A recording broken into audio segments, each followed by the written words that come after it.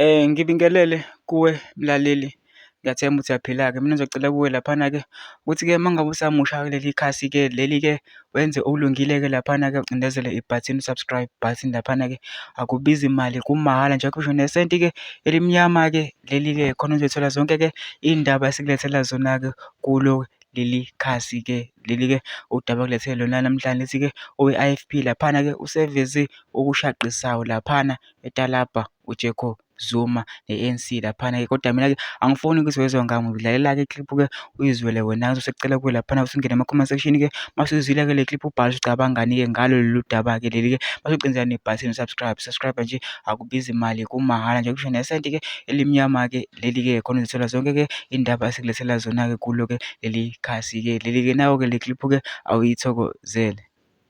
Akwethu, njengoba ngimlapha nje nginokukhuthazeka okukhulu kabi nokuthobeka ngoba iqembu lenkatha bekunekhetho lokuchibiyela lapha ebaqulusini indlovu yanqoba. Kwadlula kwanokhetho lokuchibiyela lapho ophongolo indlovu yanqoba.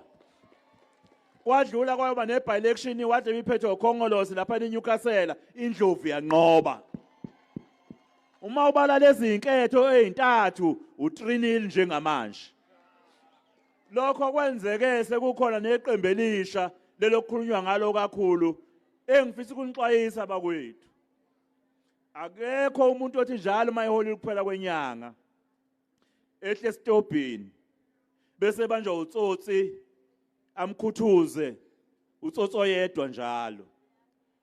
Kule nyanga ubanjwa yilo tsotsi. Uhambe uyosebenza iphela inyanga aphinde utsotsi azokhuthuza futhi. Useyakwazi ukuthi hola malini, usevela khiphi okapa athi lethe.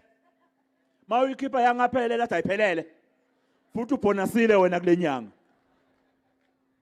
Uyabona-ke bakwethu, labo tsotsi abalinda kuphela iminyaka emihlanu, uthi mawuphela unyaka bezonikhuthuza amavoti. Unede ekudlula ukuvota abanyamalale. Ho.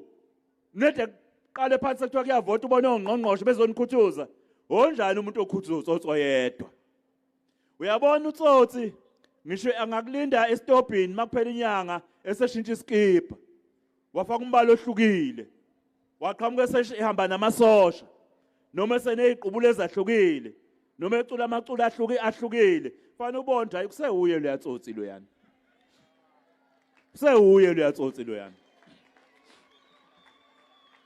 Onjani umuntu olokhu-ke ekhuthuza utsotsi oyedwa nje. Wona usaboni ubaleke ungasaphuma ngaleyo ndlela leyo. Bakwethu, umntwana aphinda angene neqembu lenkatha. Ibona bodwa abakwazi ukulwela ubukhosi. Ngenkathi siyongena kwintando yeningi ngo-1994, kwaba iqembu le-IFP elathi aliyo okhethweni uma kumthetho sisekelo kungaqoshiwe phansi indawo yobukhosi kanye nendawo yesilo. Sasixoxa lokho kuzongena ukhongolosi. Ingxoxo lezo ngoba sithi asingene okhethweni kwathi hayi kulungile sesiyaqopha-ke phansi.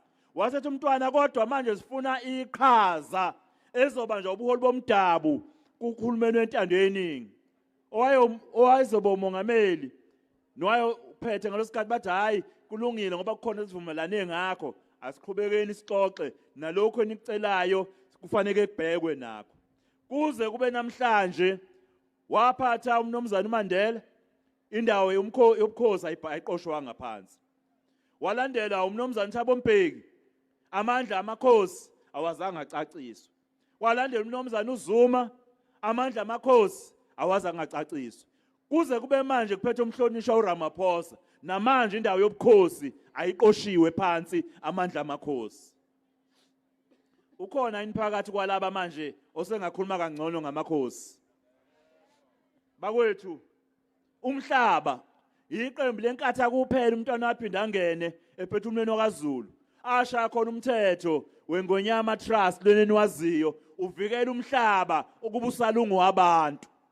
Amakhosi kwaZulu Natal kuphela iwona nomhlaba oqoshwe phansi emthethweni. Manje-ke baphathile bonke kade ngibabala akaze bawubuyisela umhlaba ebantwini.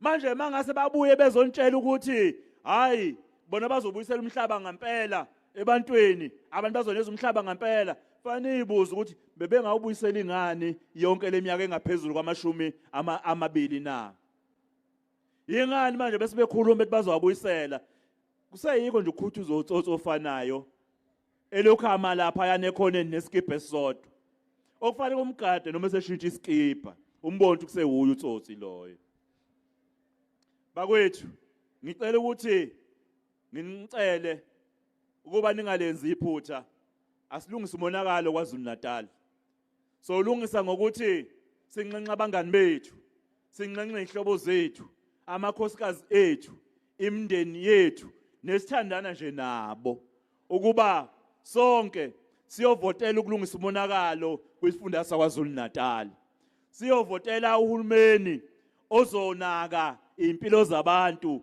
uhulumeni ophethwe iqembu le-IFP ngiyanikeza isiqinisekiso sokuthi uhulumeni oyophatha la kwaZulu Natal mawuholwa iqembu lenkatha amakhosi izinduna zezinsizwa izinduna zemahostela bayocatshangelwa ngiyanikeza isiqinisekiso sokuthi ngisho amabutho ayothola ukwesekwa ngiyanikeza isiqinisekiso ukuthi ngisho abantu abahlala emahostela bayonakekelwa okwangempela ngoba ngempela uyayibuza ukuthi imali ingaka kulo hulumeni yingani bengahambe ovuselela kabusha amahostela onke akhona lapha manje ke lezo zinto lezo zidinga ukuba neseke iqembu lenkatha kulolu khetho liyakulona ukuze lilungise isimo lilungise ezemfundo lilungise isimo somnotho ukuze khiqizeke amathuba omsebenzi kunciphe nobugebengu asambeni ke siyonxenxa wonke umuntu ukuba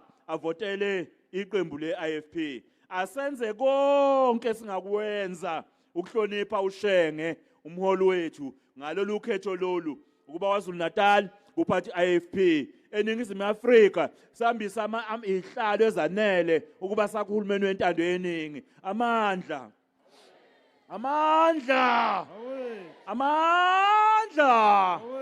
jikelele